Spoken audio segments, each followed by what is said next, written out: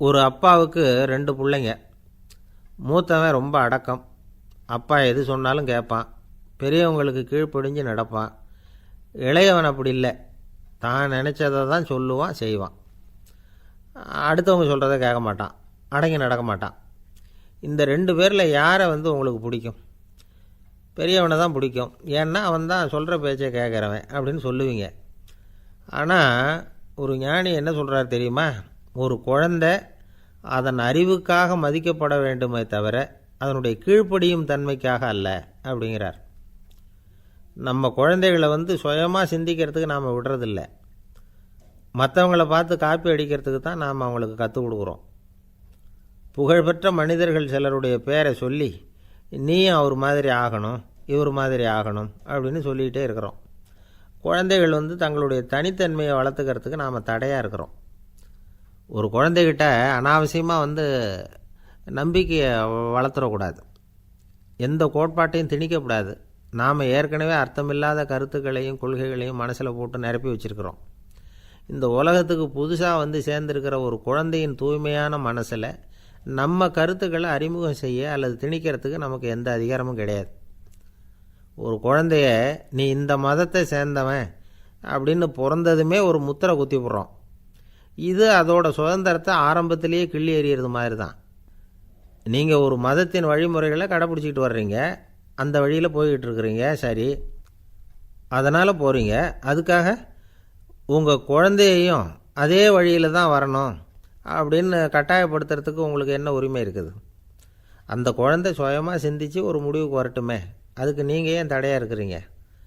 நமக்கு உண்மையிலேயே நம்ம குழந்தை மேலே அன்பு இருந்தால் இது மாதிரி திணிப்பு வேலைகளை செய்யக்கூடாது. திணிப்பு வேலைகளிலிருந்து குழந்தைகளை காப்பாற்றினா போதும். அதுதான் ரொம்ப முக்கியம். அடுத்த தலைமுறை அற்புதமான தலைமுறையாக உருவாகும். நாம் தான் சாதி மத சங்கடங்களில் மாட்டிக்கிட்டு தவிக்கிறோம். அவங்களாவது சாதி மத வேறுபாடு இல்லாத சமுதாயத்தை பார்க்கட்டுமே, அந்த சௌகரியங்களை அனுபவிக்கட்டுமே. அதுக்கு நாம் என்ன செய்யணும்னா ஒன்றும் செய்யாமல் இருந்தால் போதும். ஒரு குழந்தைகிட்ட நம்ம கருத்தை திணிக்கும் பொழுது என்ன ஆகுது தெரியுமா? அது அவனை அவங்ககிட்ட இருந்தே அப்புறப்படுத்தி விடுது. அவனுடைய தனித்தன்மையை அழிச்சுடுது.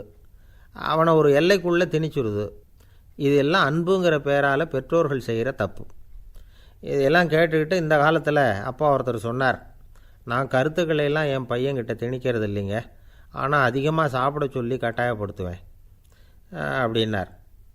உங்கள் வீட்டு சமையல் அவ்வளோ நல்லா இருக்குமான்னு கேட்டாங்க. நல்லா இருந்தால் நான் ஏன் அவனை சாப்பிட மன்னன் கட்டாயப்படுத்த போகிறேன்? கொடுங்கோல் மன்னன் நிறைய தொந்தரவு பண்ணிக்கிட்டு இருந்தான். அவன் ஒரு தடவை என்ன பண்ணான் தெரியுமா? ஒரு தப்பும் பண்ணாத ஒரு இளைஞனை பிடிச்சி ஜெயிலில் அடைச்சிட்டான். அந்த பையனோட சொந்தக்காரங்கள்லாம் ராஜா கிட்ட போனாங்க. அவன் ஒரு தவறும் பண்ணலை, அவனை விடுதலை பண்ணுங்க அப்படின்னு கெஞ்சி கேட்டுக்கிட்டாங்க. மன்னன் யோசனை பண்ணான். அந்த இளைஞனை கூப்பிட்டுக்கிட்டு வர சொன்னான். அவனை கொண்டாந்து ராஜா முன்னாடி நிறுத்தினாங்க. இதை பாருப்பா, உன்னை நான் விடுதலை பண்ணுவேன், ஆனால் ஒரு கண்டிஷன். அந்த நிபந்தனையை நீ நிறைவேற்றினா உனக்கு விடுதலை அப்படின்னா மன்னன். சரின்னு ஒத்துக்கிட்டான் பையன். மன்னன் கண்டிஷன் என்னங்கிறத சொன்னான். உங்ககிட்ட ஒரு செம்மறி ஆட்டை கொடுக்க போகிறேன். 1 மாதத்துக்கு அதுக்கு தேவையான தீனியையும் கொடுக்க போகிறேன். 1 மாதம் கழித்து அந்த ஆட்டை எடை போட்டு பார்ப்பேன். அந்த ஆட்டின் எடை கொஞ்சம் கூட கூடி இருக்கக்கூடாது. எடை கூடி இருந்தால் உனக்கு விடுதலை கிடையாது. என்ன சொல்கிற அப்படின்னா. பையனுக்கு ஒன்றும் புரியல, பயமாக போயிட்டுது. குழம்பிக்கிட்டே நின்றுக்கிட்டு இருக்கிறான். சரி, ஒரு நாள் டைம் தரேன், நல்லா யோசனை பண்ணி பார்த்துட்டு நாளைக்கு உன் முடிவை சொல்லு அப்படின்னா மன்னன். பையன் கவலையோடு வெளியில் வந்தான். அங்கே ஒரு பெரியவர் நின்றுக்கிட்டு இருந்தார். அவர்கிட்ட விஷயத்தை சொன்னான். அந்த பெரியவர் இந்த பையனுக்கு காதோட காதாக ஒரு வழியை சொல்லி கொடுத்தார். அதை கேட்டதும் பையன் மறுபடியும் மன்னன் முன்னாடி நின்னா, உங்கள் நிபந்தனையை ஏற்றுக்கிறேன்னு சொன்னான். மன்னன் ஒரு ஆட்டுக்குட்டியையும் அதுக்கு 1 மாதத்துக்கு தேவைப்படுற தீவனத்தையும் கொடுக்கும்படியாக உத்தரவு போட்டான். கொடுத்தாங்க, ஓட்டிகிட்டு போயிட்டான். 1 மாதம் தினமும் தவறாமல் அந்த தீவனத்தை ஆட்டுக்குட்டிக்கு போட்டுக்கிட்டு இருக்கிறான். 1 மாதம் கழித்து அந்த ஆட்டை அரண்மனைக்கு ஓட்டிகிட்டு போனான். மன்னன் அதை எடை போட்டு பார்க்குறான். எடை கூடவே இல்லை, அப்படியே தான் இருக்குது. உடனே போட்ட நிபந்தனைப்படி அந்த இளைஞனை விடுதலை பண்ணிவிட்டான். சரி, ஆட்டுக்கு எடை கூடாமல் இருக்கிறதுக்கு அந்த பெரியவர் சொல்லி கொடுத்த யோசனை என்ன அப்படின்னா, அது வேறு ஒன்றும் இல்லை. அந்த ஆட்டுக்கு எதிரில் அது கண்ணில் படுற மாதிரி ஒரு ஓநாயை கட்டி போட சொன்னார். அவ்வளவுதான். ஆட்டுக்கு ஓநாய்ங்கிறது பிறவி பகை. ஓநாயை பார்த்தா ஆடு நடுங்க ஆரம்பிச்சிரும், அவ்வளவு பயம். தினமும் அந்த ஆடு பயந்துக்கிட்டே தீனி சாப்பிட்டுது, எடை கூடலை. அதுதான் ரகசியம். இது சின்ன பிள்ளைங்களுக்கான ஒரு கதை. இதிலேருந்து தெரிஞ்சிக்க வேண்டிய உண்மை என்னென்னா, நாமெல்லாம் சாப்பிட்றப்போ மனசும் உடம்பும் அமைதியாக இருக்கணும். அப்போ தான் அது உடம்புல ஒட்டும். அவசரத்துலேயும் பயத்துலேயும் சாப்பிட்டா அது சரியாக ஜீரணமாகாது. இன்னொரு ராஜா இருந்தார். அவரும் ஒரு இளைஞனை ஜெயிலில் அடைச்சி விட்டார். விடுதலை பண்ணணும்னா ஒரு கண்டிஷன்னார். என்னன்னு கேட்டான். ஒரு ஆட்டுக்குட்டியை உன் முன்னாடி கொண்டாந்து நிறுத்துவேன். நீ அதுக்கிட்ட ஒரு கேள்வி கேட்கணும். அதுக்கு சரியான பதிலை சொல்லணும். அப்படி செஞ்சுட்டா உனக்கு விடுதலைன்னார். இளைஞன் யோசனை பண்ணி பார்த்தான். சரின்னு ஒத்துக்கிட்டான். அது பிரகாரமே ஆட்டுக்குட்டியை பதில் சொல்ல வச்சுட்டான். என்ன நடந்தது தெரியுமா? ஆட்டுக்குட்டியை கொண்டாந்து நிறுத்தினாங்க. இவன் மெதுவாக அதுக்கிட்ட போனான். அது காதுகிட்ட போய் ஏப்ரலுக்கு அடுத்த மாதம் என்ன மாதம்னு கேட்டான். அது உடனே மேனு. ராமர் அரசவையில் உட்காந்துருக்கிறார். ராமராஜ்யம் நடந்துக்கிட்டு இருந்த நேரம். அந்த சமயத்தில் ஒரு நாய் அரச சபைக்கு வந்துதான். அது தலையில் அடிபட்டு ரத்தம். அந்த கோலத்தில் அது அங்கே வந்தது. எல்லாரும் ஆச்சரியமாக அதை பார்த்தாங்க. ராமரும் அந்த நாயை பார்த்தார். நீங்கள் வந்த காரியம் என்ன நடந்தது? எதுவாக இருந்தாலும் பயப்படாமல் சொல்லு அப்படின்னார். உடனே அந்த நாய் மெதுவாக சொல்ல ஆரம்பிச்சுதான். ஐயா, நான் தெருவில் போய்கிட்டு இருந்தேன். வழியில் ஒருத்தர் வந்தார். அவர் வேத சாஸ்திரம்லாம் படித்த பெரியவர். அவர் எந்த காரணமும் இல்லாமல் அவர் கையில் வச்சுருந்த குச்சியால் என் தலையில் அடிச்சுட்டார். அதுதான் தலையில் ரத்தம். இதை நீங்கள் விசாரித்து தகுந்த தீர்ப்பு வழங்கணும் அப்படின்னு தான் அந்த நாய். ராமர் பார்த்தார். உடனே தன்னுடைய காவலர்களை அனுப்புனார். அந்த ஆளை எங்கே இருந்தாலும் போய் கொண்டுகிட்டு வாங்க அப்படின்னு விட்டார். காவலர்கள் போனாங்க. அந்த ஆளை பிடிச்சி கொண்டு வந்துட்டாங்க. அரண்மனைக்கு வா அப்படின்னு சொல்லி கூப்பிட்டுட்டு வந்துட்டாங்க. என்ன நடந்ததுன்னு விசாரித்தார் ராமர். அதுக்கு அந்த ஆள் சொன்னார். நான் வீதி வழியாக வந்துக்கிட்டு இருந்தேன். குறுக்க இந்த நாய் வந்தது. நான் அவசரமாக போய்கிட்டு இருந்தேன். இது எனக்கு வழி விடாமல் குறுக்க பூந்து இடைஞ்சல் பண்ணிச்சு. எனக்கு கோபம் வந்துட்டுது. அதனால் அடிச்சுட்டேன். வேத சாஸ்திரம் படித்த நான் என் வசமிழந்து கோபப்பட்டது பெரிய தப்பு தான். அதை நான் ஒத்துக்கிறேன். குற்றத்தை ஒப்புக்கொள்கிறேன். எனக்கு என்ன தண்டனை கொடுக்கணுமோ அதை கொடுங்க, ஏற்றுக்கிறேன் அப்படின்னு விட்டார். சரி, இப்போ அந்த ஆளுக்கு தண்டனை கொடுக்கணும். என்ன தண்டனை கொடுக்கறது யோசனை பண்ணார் ராமர். அதையும் அந்த நாய்கிட்டே கேட்டார். நீயே சொல்லு, என்ன தண்டனை கொடுக்கலாம் இவருக்கு அப்படின்னார். இதுக்கு அந்த நாய் என்ன சொல்லிச்சு தெரியுமா? இவரை ஏதாவது ஒரு கோயிலுக்கு தர்மகர்த்தாவாக நியமனம் பண்ணிவிடுங்க, அதுதான் இவருக்கு சரியான தண்டனை அப்படின்னுது. இதை கேட்டதும் ராமர் முகத்தில் புன்னகை. ஆனால் அங்கே இருந்த மற்றவங்களுக்கெல்லாம் ஆச்சரியம். அது எப்படி தப்பு செஞ்சவங்களுக்கு தண்டனை கொடுக்கறது தானே நியாயம், அதை விட்டுட்டு தர்மகர்த்தா பதவியை கொடுக்க சொல்லுதே இந்த நாய் அப்படிங்கிற ஆச்சரியம். இந்த சந்தேகத்தை அந்த நாய்கிட்டேயே கேட்டாங்க அங்கே இருந்தவங்க. இதுக்கு அந்த நாய் பதில் சொல்லிச்சான். நான் போன பிறவியில் ஒரு கோயிலுக்கு தர்மகர்த்தாவாக இருந்தேன். எவ்வளவோ கவனமாக எச்சரிக்கையாக தான் என்னுடைய கடமைகளையெல்லாம் செஞ்சுக்கிட்டு வந்தேன். அப்படி இருந்தாலும் சில சமயங்களில் என்னையும் மீறி கோயில் செல்வத்தை நான் அனுபவிக்கிறதுக்கு காரணமாயிட்டேன். ஒரு கோவிலுக்கு தர்மகர்த்தாவாக இருக்கிறவங்க எப்படியும் இந்த பாவத்திலேருந்து தப்பிக்கிறது கஷ்டம். அதனால தான் நான் இந்த பிறவியில் நாயாக பிறந்து இப்படி கஷ்டப்படுறேன். இதே நிலைமை இந்த ஆளுக்கும் ஏற்படணும் அப்படிங்கிறதுக்காக தான் அவரையும் ஒரு கோயிலுக்கு தர்மகர்த்தாவை நியமிக்கும்படி கேட்டுக்கிட்டேன் அப்படின்னு தான் இந்த நாய். இதிலேருந்து என்ன தெரியுது? எந்த பதவியில் நாம் இருந்தாலும் நமக்கு தெரியாமல் கூட அதை தவறாக உபயோகப்படுத்தக்கூடாதுங்கிறத இதிலேருந்து புரிஞ்சுக்கணும். இல்லைன்னா அடுத்த பிறவியில் நாயாக பிறந்து எங்கேயாவது போய் வாழை ஆட்டிகிட்டு நிற்க வேண்டியது தான். கோவில் வாசலில் 2 நாய் பேசிக்கிட்டு இருந்து தான். போன ஜென்மத்தில் நான் மனுஷனாக தான் இருந்தேன்.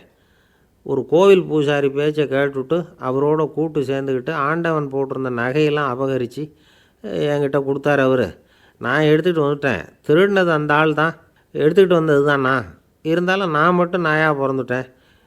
இப்போ மட்டும் அந்த பூசாரி என்கிட்ட மாட்டினா கடித்து குதறி விடுவேன் அப்படின்னு தான். அவசரப்பட்டு அப்படி செஞ்சுடாதே. பதிலுக்கு அவரும் உன்னை திருப்பி கடித்தாலும் கடிச்சிருவார். ஏன்னா அவரும் இப்போ ஒரு நாயாக தான் பிறந்திருக்கிறார் அப்படின்னு தான் இன்னொன்று. அது எப்படி உனக்கு தெரியும்னு தான் இது. கணவன் நான் தானே இருக்கணும் அப்படின்னு ஒருத்தர் நல்லா புரிஞ்சுக்கணும். விட்டு கொடுக்குற மனப்பான்மை வேணும். அதுதான் ஒரு நல்ல குடும்பம். இன்றைக்கி பல குடும்பங்களில் அர்த்தமில்லாத சண்டைகள் தான் அதிகம். கிராமப்புறங்களில் வேடிக்கையாக ஒரு கதை சொல்லுவாங்க. ஒரு ஊரில் ஒரு ஆள் இருந்தான். வேலை வெட்டி இல்லாமல் சும்மாவே இருந்தான். அவனுக்கு கல்யாணம் பண்ணி வச்சாங்களாம். மனைவி சேர்ந்தா. சும்மாவே உட்காந்துருக்கிறியே, ஏதாவது சம்பாதிக்கிற வழியை பாரு அப்படின்ட்டுருக்கா. அதுக்கு தான் யோசனை பண்ணிகிட்ருக்கிறேன். ஒரு அருமையான ஐடியா அப்படின்னானா. என்ன அது சொல்லு அப்படின்ட்டுருக்கா அவன். ஒரு ஆட்டுக்குட்டி வாங்க போகிறேன்ருக்கான். அதை வாங்கி என்ன பண்ண போகிறேன்னா, அந்த குட்டி வளரும், பெருசாகும், அதுக்கப்புறம் அது நிறைய குட்டி போடும் அப்படின்ட்டுருக்கான். சரி, அப்புறம் என்ன, அதையெல்லாம் சந்தையில் கொண்டுட்டு போய் விற்றுவிட்டு அந்த காசுக்கு ஒரு எருவு மாடு வாங்கலாம். சரி, அது எதுக்கு? எருவு மாடு நிறைய பால் கொடுக்கும், அதை கொண்டுகிட்டு போய் பால் பண்ணையில் கொடுப்பேன், அல்லது நானே விற்றுருவேன், கை நிறைய காசு கிடைக்கும். அதுக்கப்புறம் ஒரு பசுமாடு வாங்குவேன், பாலையும் விற்கலாம், நாமளும் காய் போட்டு சாப்பிட்லாம், இப்படிலாம் சொல்லியிருக்கான்.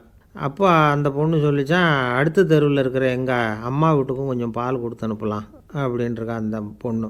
இந்த இடத்துல கணவனுக்கு கோவம் வந்துட்டுது. அது எப்படி உங்கள் அம்மா வீட்டுக்கு எதுக்கு கொடுக்கணும், அதெல்லாம் முடியாதுன்ட்ருக்கான்.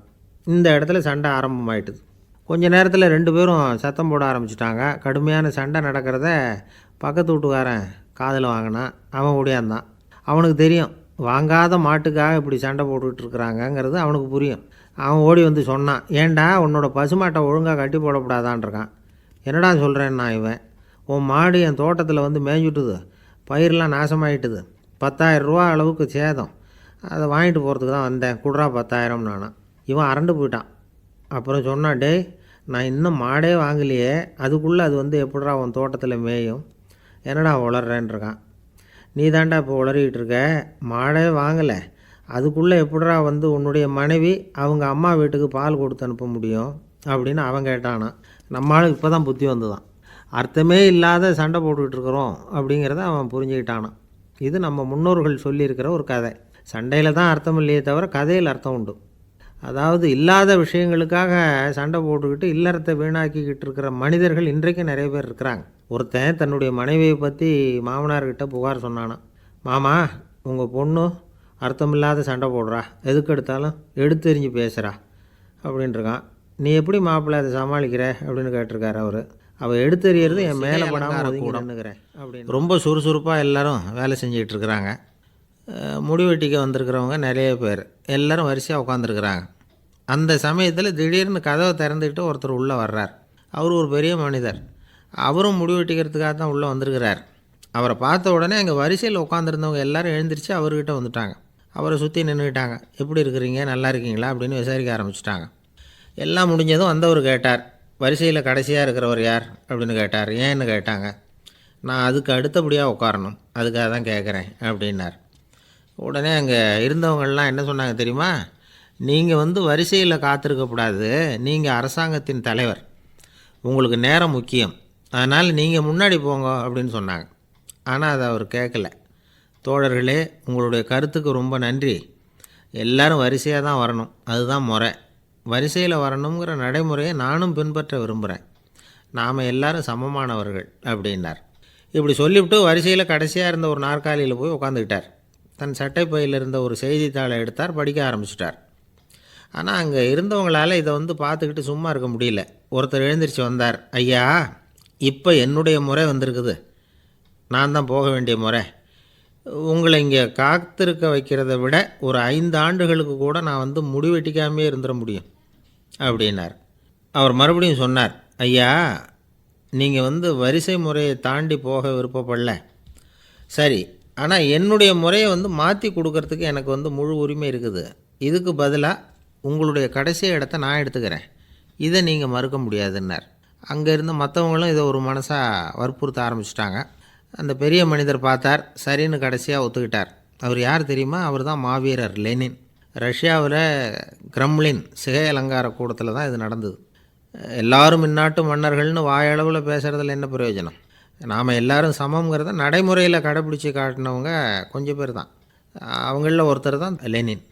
வரிசையில் நின்று வர்றதுங்கிறது ஒரு சிறந்த பண்பு, உயர்ந்த பண்பு. இன்றைக்கி பல இடங்களில் அது நமக்கு தேவைப்படுது. ஒரு ரேஷன் கடைவாசல், கடை திறக்கிறதுக்கு முன்னாடியே எல்லோரும் வந்து வரிசையில் நின்றுட்டாங்க. கடைசியாக வந்த ஒருத்தர் க்யூவில் முன்னாடி போகிறதுக்கு முயற்சி பண்ணுறார். ஏற்கனவே நின்றுக்கிட்டு இருக்கிறவங்க அவரை முன்னாடி போகிறதுக்கு விட மாட்டேங்கிறாங்க. கடைசியாக போய் நில்லையா அப்படின்னு எல்லோரும் கத்துறாங்க. அது அவர் காதில் வாங்கலை. முண்டி அடிச்சுக்கிட்டு முன்னாடி போகிறதுக்கே முயற்சி பண்ணிகிட்டு இருக்கிறார். எல்லோரும் சேர்ந்து அவரை வலுக்கட்டாயமாக இழுத்து கொண்டாந்து பின்னாடி கொண்டு போய் நிறுத்திவிட்டாங்க. நிறுத்திவிட்டு சொன்னாங்க, அதை பாருப்பா, நாங்கள் இருக்கிற வரைக்கும் நீங்கள் முன்னாடி போய் எதையும் வாங்க முடியாது, தெரிஞ்சுக்கோ அப்படின்னாங்க. இப்போ அந்த ஆள் சொன்னாராம், நான் இங்கே பின்னாடி நிற்கிற வரைக்கும் நீங்களும் எதுவும் வாங்க முடியாது அப்படின்னாராம். ஏன்னு கேட்டிருக்கிறாங்க. நான் தான் அந்த கடையை திறக்க வேண்டிய பேசிக்கிட்டு இருந்தேன் அப்படின்னாராம். அவர் என்கிட்ட ஒரு கேள்வி கேட்டார். திருடர்கள் எத்தனை வகை தெரியுமா உனக்கு அப்படின்னார். இதுதான் அவர் கேட்ட கேள்வி. எதுக்காக என்ன பார்த்து அந்த கேள்வி கேட்டார் தெரியல. இருந்தாலும் நான் அவருக்கு பதில் சொன்னேன். திருடர்களில் எத்தனையோ வகை உண்டுங்க.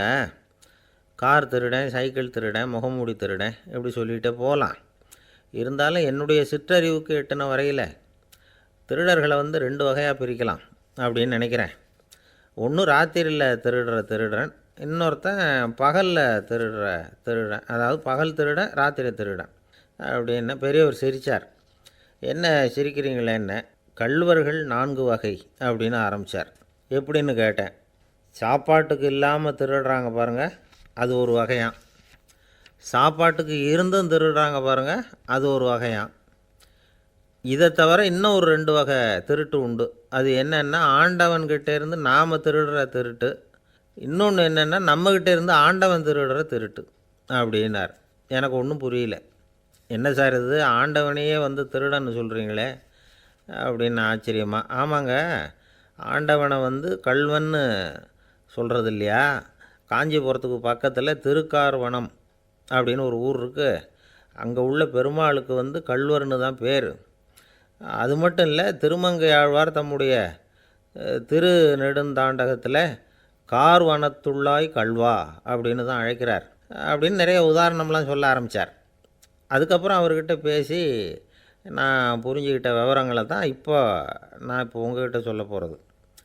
அதாவது அவர் சொன்ன முதல் வகை திருடர்கள் சாப்பாட்டுக்கு இல்லாமல் திருடுறவங்க. இவங்களை திருத்தி போடலாம். சாப்பாட்டுக்கு இருந்தும் பணம் சேர்க்கணுங்கிற ஆசையால் பொய் கணக்கெல்லாம் எழுதுகிறாங்க பாருங்கள், அவங்க தான் 2வது வகை.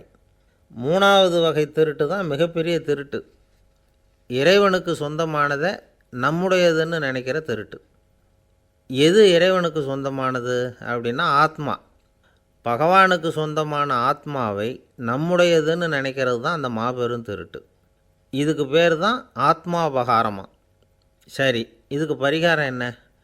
எல்லாம் இறைவனுடையது, நமக்கு ஒன்றும் இல்லை அப்படின்னு நினைக்கிறது தான் இதுக்கு பரிகாரம். இதெல்லாம் இருக்கட்டும். 4வது திருட்டு ஒன்று சொன்னோம்ல, ஆண்டவன் நம்மக்கிட்ட இருந்து திருடுறது. அது எப்படி? ஆண்டவனை கள்வன்னு சொல்கிறாங்க, அது சரி. அவர் என்னத்தை திருடினார்? இப்போ இன்னொருத்தருக்கு சொந்தமான ஒன்றை எடுத்து வச்சுக்கிறது தான் கள்ளத்தனம். ஆனால் ஆண்டவன்னு எடுத்துக்கிட்டோம்னா இருக்கிறது எல்லாமே அவனுக்கு சொந்தம். அப்படி இருக்கிறப்போ அவரை எப்படி கள்வன்னு சொல்கிறது? இது என்ன புரியாமல் இருக்குதே அப்படின்னு சொல்லி பார்த்தா அதுக்கும் விளக்கம் சொல்கிறாங்க அவங்க. அதாவது ஆண்டவனுக்கு உருவமே கிடையாது, அரூபமாக இருக்கிறவன், அதாவது உருவம் இல்லாமல் இருக்கிறவன். அப்படி உள்ள பகவான் நம்மளை மாதிரி உருவத்தில் இருக்கிறான். நம்மளை மாதிரியே கை கால் மூக்கெல்லாம் இருக்குது ஆண்டவனுக்கு. இந்த உருவம் நம்மக்கிட்டே இருந்து திருடினது தானே. அவன் தன்னுடைய உண்மையான திருமேனியை நமக்கு காட்டாமல், அதாவது தரிசனம் கொடுக்காமல் இருக்கிறது கள்ளத்தனம் தானே. அதனால தான் இதுவும் ஒரு பெரிய திருட்டு, இருக்கிறதுலையே மிகப்பெரிய திருட்டு அப்படிங்கிறார். என்கிட்ட பேசிக்கிட்டு இருந்தார், இந்த விஷயம்லாம் சொல்லிகிட்டு இருந்தார் அந்த பெரியவர். அதாவது திருட்டை ஆன்மீக நோகத்தில் அவர் பார்க்குறார். நம்ம பார்வையில் இதை விட அபூர்வமான திருட்டெலாம் இங்கே உண்டு. அபூர்வமான திருடர்களும் உண்டு. ஒரு திருடன் சிறையிலிருந்து விடுதலையாகி வெளியில் போனான். கொஞ்ச நாளில் மறுபடியும் திரும்பி ஜெயிலுக்கு வந்துட்டான்.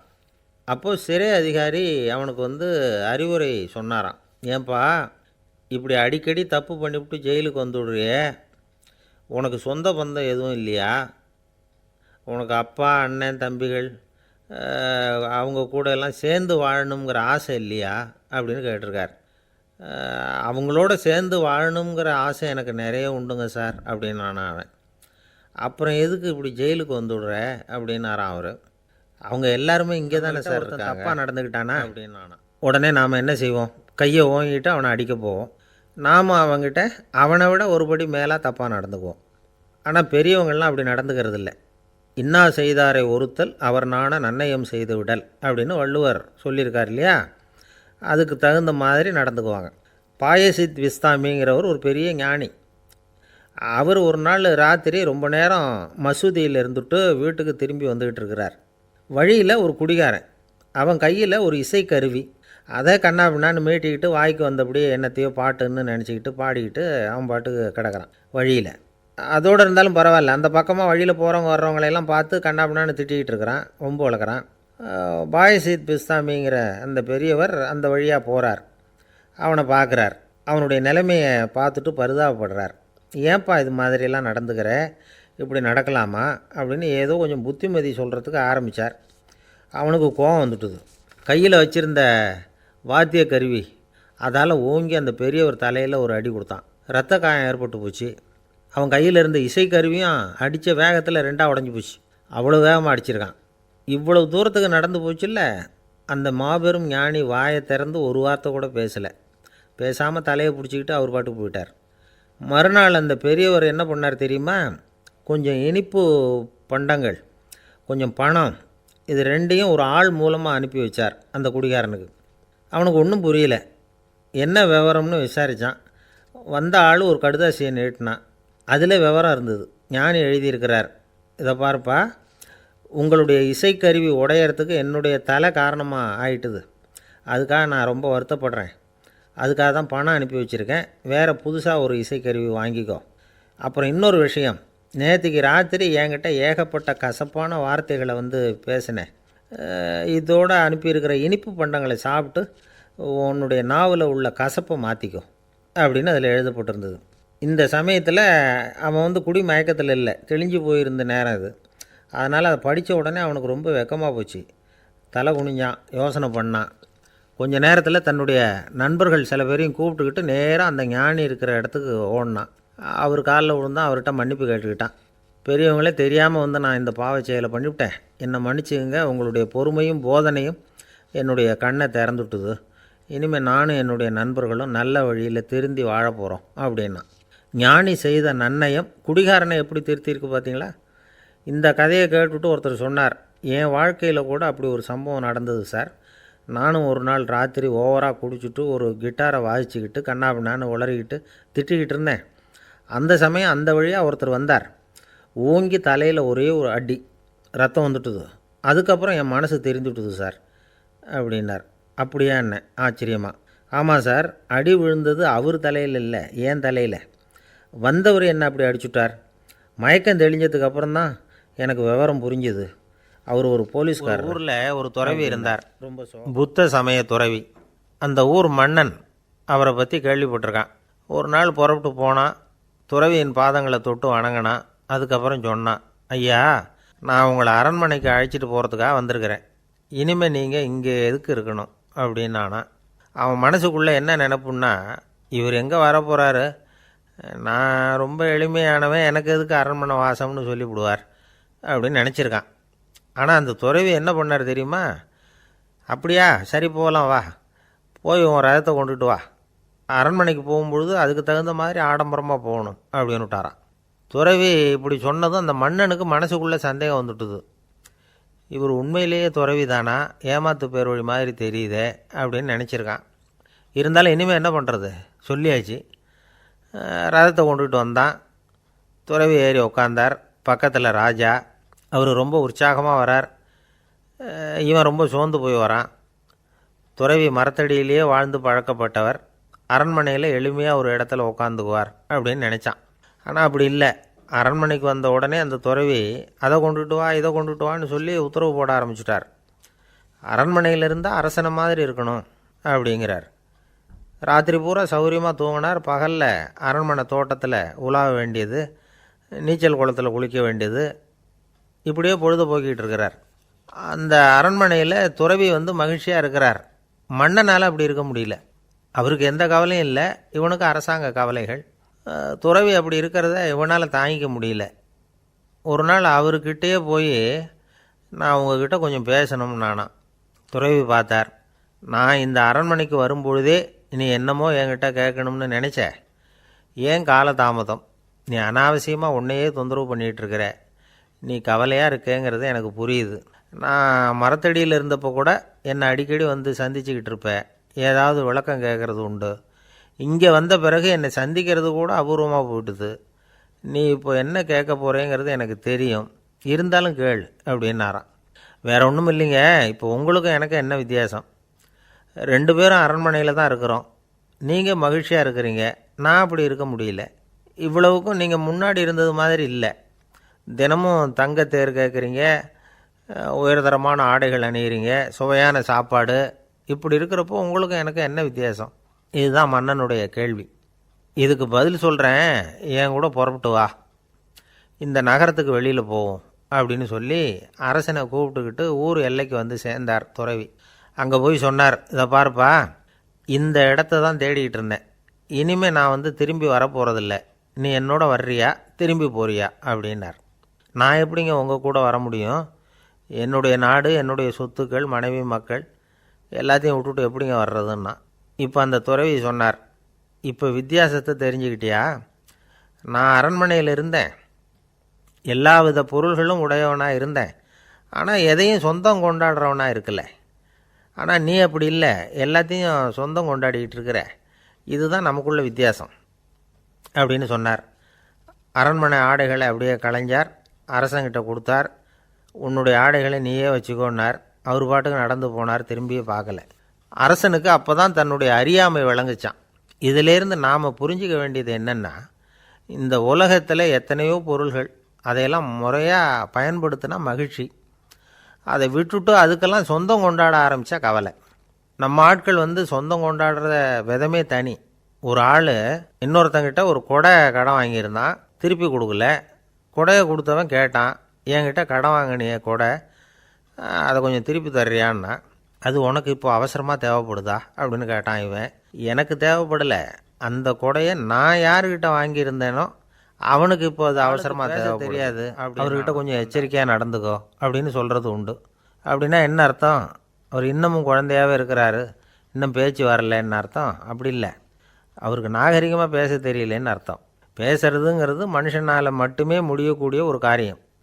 அப்படி இருந்தும் அதோட பெருமையை வந்து அவன் இன்னமும் சரியாக புரிஞ்சிக்கலைன்னு தான் சொல்லணும். அதனால தான் அவன் அளவுக்கு அதிகமாக வார்த்தைகளை கொட்டி போடுறான். அதுக்கப்புறம் அதையெல்லாம் திருப்பி அள்ள முடியாமல் கிடந்து கஷ்டப்படுறான். கொட்டின வார்த்தையை அள்ள முடியுமா?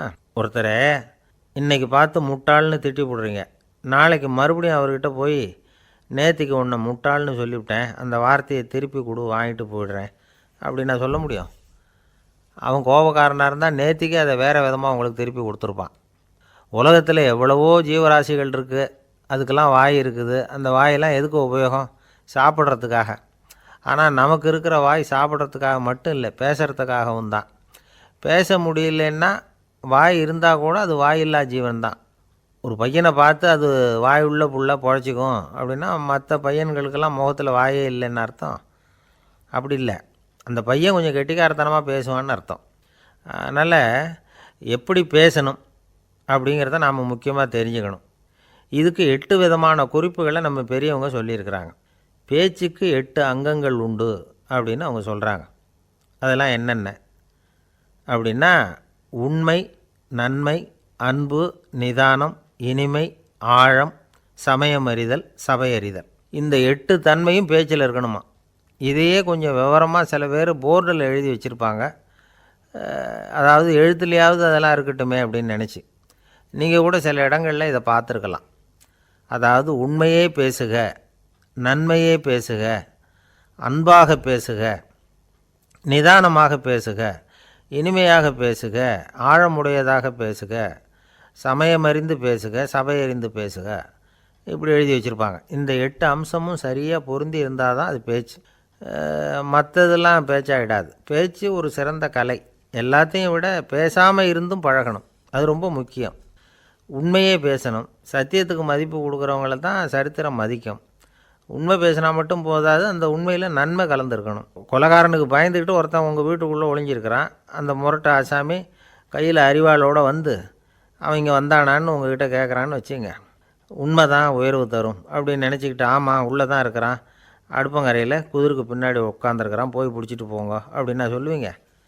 அது வந்து நன்மை இல்லாத உண்மை.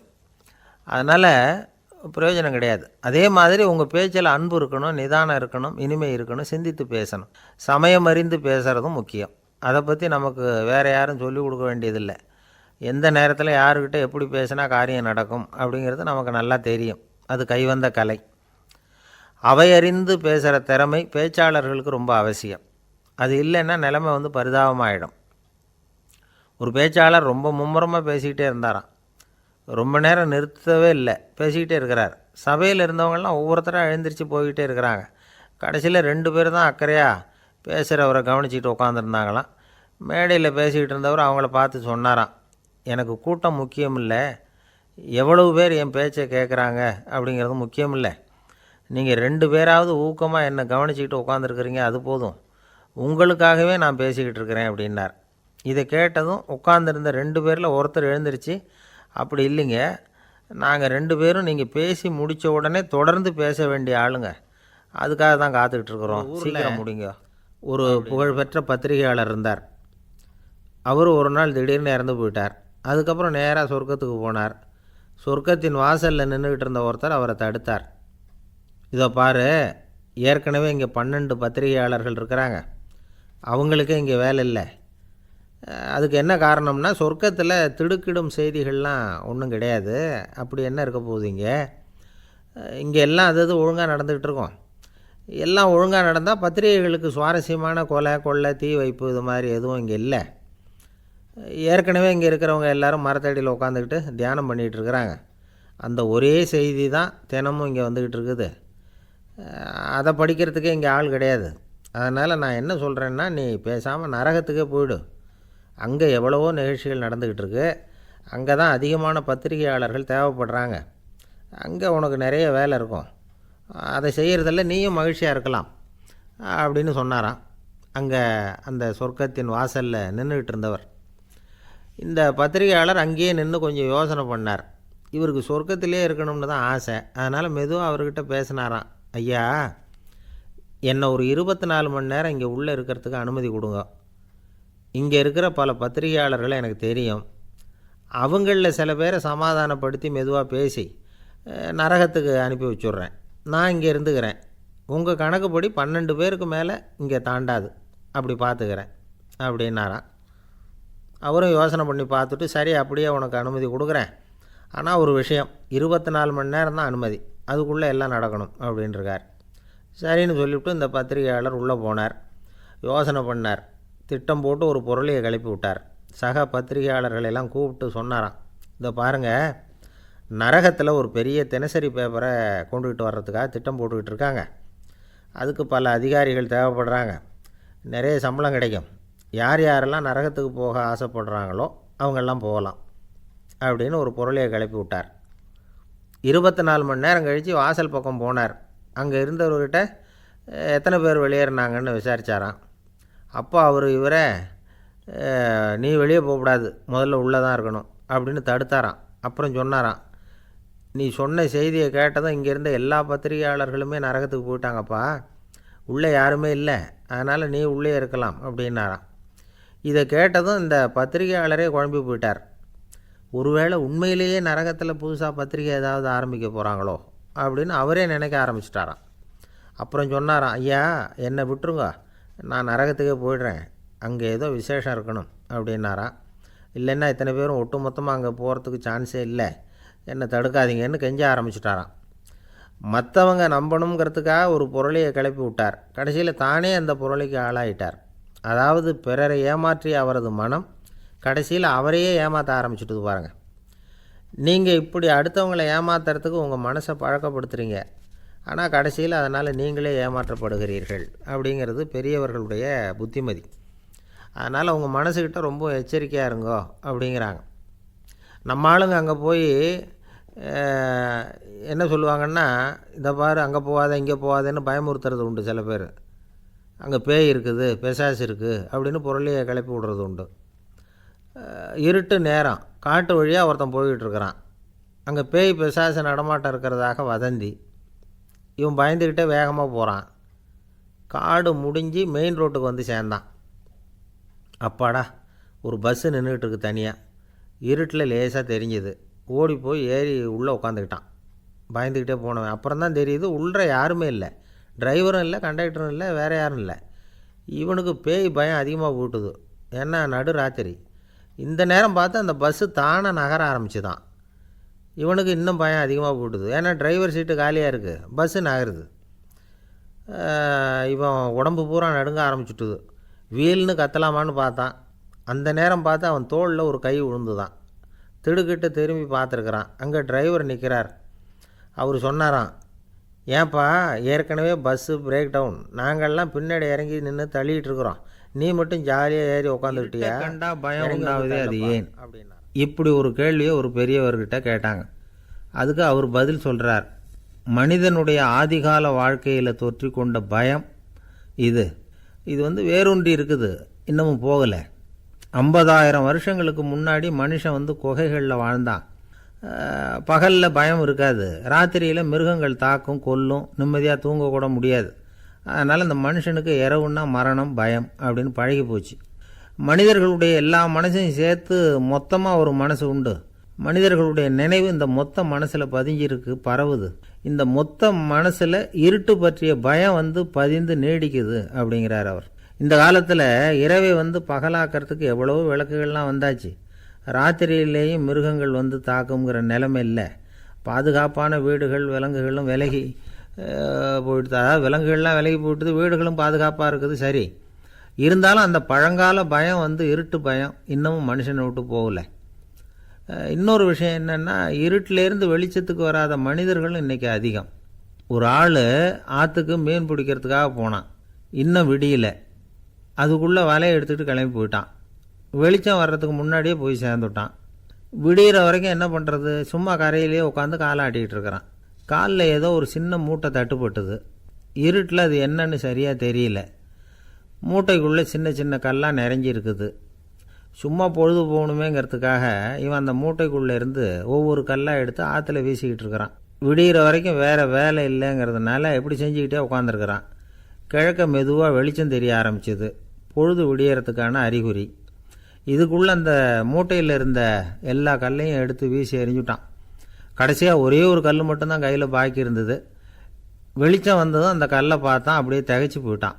அடடா, இது வரைக்கும் தெரியாமல் தப்பு பண்ணிட்டோமே அப்படின்னு நினச்சான். ஏன் தெரியுமா, அவன் கையில் இருந்தது வெறும் கல் இல்லை, விலை வசந்த ரத்தன கல். அது இருட்டில் என்னென்னு புரியாததுனால மூட்டையில் இருந்த எல்லா ரத்தன கல்லையும் ஆற்றுல வீசி எறிஞ்சிருக்கிறான். இப்போ அவனுக்கு அழுகையே வந்துடும் போல இருந்தது. வாழ்க்கையை வசதி ஆக்கிக்கிறதுக்கான வாய்ப்பு அவனுக்கு இருந்தது. இருந்தாலும் இருட்டில் அதை இழந்துட்டான். அந்த வகையில் அவனுக்கு கொஞ்சம் அதிர்ஷ்டம் இருந்திருக்குது. அதாவது ஏதோ ஒரு வகையில் இருந்திருக்குது. அதனால தான் அந்த கடைசி கல்லை எரியறதுக்குள்ளே வெளிச்சம் வந்துட்டுது. பல பேருக்கு அந்த அளவு கூட அதிர்ஷ்டம் வர்றதில்லை. எல்லாத்தையும் வீசினதுக்கு அப்புறம் தான் வெளிச்சம் வரும். என்னென்னு விவரம் தெரியாமலே எழுந்திரிச்சு வந்துடுவாங்க. வாழ்க்கைங்கிறது ஒரு பெரிய புதையல். அதை புரிஞ்சிக்காமல் மனுஷன் அதை வீசி எரிஞ்சிக்கிட்டு இருக்கான் அப்படிங்கிறது தான் பெரியவங்க கருத்து. சில பேருக்கு புரிஞ்சுக்கிற நேரம் வரும், அதுக்குள்ளே வாழ்நாள்லாம் ஓடி போயிருக்கும். அதுக்கப்புறம் என்ன பண்ணுறது? நம்மால் ஒருத்தன் கையில் ஒரு சின்ன பையோடு வந்துக்கிட்டு இருந்தான். பை உள்ள ஏகப்பட்ட நகைகள், ரத்தன கல் எல்லாம் இருக்குது. வந்துக்கிட்டு இருந்தவன் திடீர்னு அந்த பையை அப்படியே ஒரு குளத்தில் வீசி எறிஞ்சுட்டான். மகான்கள் தான் இப்படி பற்று இல்லாமல் இருப்பாங்க. என்னங்க இது, விலை மதிப்புள்ள அந்த பையை இப்படி குளத்தில் வீசி எறிஞ்சுட்டீங்களே, இதுக்கு என்ன அர்த்தம் அப்படின்னு கேட்டார் அவன் கூட வந்தவர். அவன் மெதுவாக இவர் காதோட காதாக சொல்கிறான். ஒரு போலீஸ்காரர் பின்னாடி வந்துக்கிட்டு இருக்கிறார். அவர் பல்லவ ராஜா ஒரு கோவில் கட்டினார், கைலாசநாதர் கோவில். அதுக்கு கும்பாபிஷேகம் பண்ணுறதுக்கு ஒரு நாள் குறிப்பிட்டு அதுக்கு வேண்டிய ஏற்பாடுகள்லாம் பண்ணினார். முதல் காரியமாக கடவுளை வேண்டிக்கிட்டார், நீங்கள் இந்த கும்பாபிஷேகத்துக்கு நேரில் கலந்துக்கணும்னார். கடவுள் அந்த ராஜா கனவுல வந்தார். நீ கும்பாபிஷேகம் வச்சுருக்கிற அதே நாளில் அதே நேரத்தில் எனக்கு இன்னொரு ஊரில் ஒரு கும்பாபிஷேகம் இருக்குது, அதுக்கு போக வேண்டியிருக்கு. அதாவது திருநின்ற ஊரில் என்னுடைய பக்தர் ஒருத்தர், அவரும் ஒரு கோயில் கட்டி கும்பாபிஷேகம் செய்கிறார். நான் அதுக்கு போக வேண்டியிருக்கு, அதனால் உன்னுடைய தேதியை நீ மாற்றி வச்சுக்கோ அப்படின்னார். கடவுள் தான் எங்கேயும் இருக்கிறவராச்சே, அவர் நினச்சா 2 இடத்துலையும் இருந்து கோயில் கும்பாபிஷேகத்தை நடத்த முடியாதா? ஏன் அப்படி செய்யலை? அது ஒரு முக்கியமான காரணத்துக்காகத்தான். திருநின்ற ஊரில் இருந்த பூசலாருங்கிற அந்த அடியாரின் பெருமையை இந்த உலகத்துக்கு எடுத்து காட்டணுங்கிறதுக்காகத்தான் கடவுள் அந்த ராஜா கிட்ட அப்படி சொன்னார். சரி, அந்த அடியார் அப்படி என்ன தான் பெருசாக கோயில் கட்டிவிட்டார்? ராஜா கட்டின கோயிலை விட பெருசா? அவர் கட்டினது கருங்கல்லாலேயோ மண்ணாலேயோ மரத்தாலேயோ இல்லை. அவர் கட்டின கோயில் வேறு மாதிரி. அது மனசால் கட்டின கோயில், மனசுக்குள்ளே இருக்கிற கோவில், மனக்கோவில். அந்த அடியார் தன்னோட மனசுக்குள்ளே மாதக்கணக்காக ஒவ்வொரு கல்லாக சேர்த்து கட்டின கோவில். இந்த விஷயம் ராஜாவுக்கு தெரியாது. அவர் என்ன நினச்சிட்டாரு, அது நாம் கட்டின கற்கோயிலை விட ரொம்ப பெருசாக இருக்கும் போல இருக்குது அப்படின்னு நினச்சிட்டார். சரி, அப்பேற்பட்ட அந்த கோயிலை வந்து தரிசனம் பண்ணிவிட்டு வருவோம் அப்படின்னு நினச்சி ராஜா திருநின்ற ஊருக்கு போகிறார். அங்கே போய் பார்த்தா கோயிலையும் காணும், ஒன்றையும் காணும். கடைசியில் பூசலார் கட்டின மணக்கோவில் தான் அதுங்கிறத அவர் புரிஞ்சுக்கிறார். உடனே அந்த அடியாரின் காலில் விழுந்து வணங்குறார். அவரோ, இது மனசால முயன்ற கோவில், இதுக்கு இத்தனை பெருமையா அப்படின்னு ஆச்சரியப்படுறார். இதில் ஆச்சரியப்படுறதுக்கு ஒன்றும் இல்லை. ஆண்டவன் விரும்புகிறது அகபக்தியையே தவிர புற தோற்றங்களே அல்ல. இதை நாம் புரிஞ்சுக்கிட்டோம்னா நமக்குள்ளே எந்த வேறுபாடுகளும் வர்றதுக்கு வழியே இல்லை. இன்னொரு ராஜா இருந்தார். அவர் ஆண்டவனுக்கு படைக்கிறதுக்காக ஒரு தார் நல்ல செவ்வாழைப்பழமாக எடுத்துக்கிட்டு போகணும்னு நினச்சார். அதனால் நாளே அதை வாங்கிட்டு வர சொன்னார் வேலைக்காரங்கிட்ட. வேலைக்காரன் போனால் கடைத்தெருவில் ஒரு தார் பழம் வாங்கினான். வர்ற வழியில் அவன் குடிசை. அப்படியே எட்டி பார்த்துட்டு போவோமேன்னு நினச்சான். போனான். அங்கே இவனோட குழந்தை பாவம் பசியால் கத்திக்கிட்டு இருக்கு.